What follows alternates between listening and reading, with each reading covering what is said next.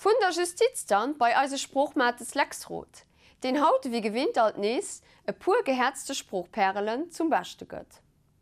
Iwer als Spruch wissen net nimmen aner Leiit, méi mir selber dacks net viel zu verzielen. Mecht hechten et wie jo nëmmen en Dialekt. Wann en dann e bisssen an dat Gesprächspitele geht, da kennt net wie ganz viel, well wat ass dann e Dialekt? Wat ass eng Spruch iwwer hat?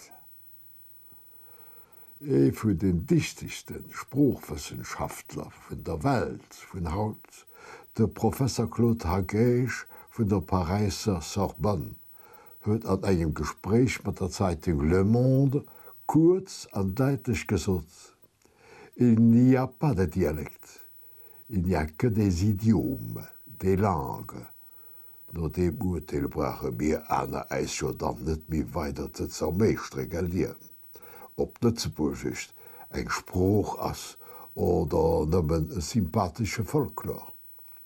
Dat hecht natierliche lo net, dat en als Spruch kënnt op de selvichten Trepplik mat Heichsproche wie Franzésisch, Spanisch, Deutsch, Portugiesisch oder Englisch setzen. Mei et wëlt och net zoen, dat en am Lützeburgischen nëmme vu Karkees, Treipende oder Kuddelflecken schwätzen oder schreiben. Ein Spruch hat nicht mal keine Racine, kein Voltaire, kein Molière, kein Kant, kein Schiller, kein Thomas Mann. Wir werden wat für Umstände haben die geniale Leitern op ihre Kultur stark gehoben.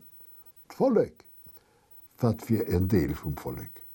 Nimmen die sich keine Sorge für ihre Kusch zu brauchen zu machen. An der hatte mir kein. Wer kommt dann lesen oder sogar schreiben? Da hat ein Spruch wie Eis keine Chance.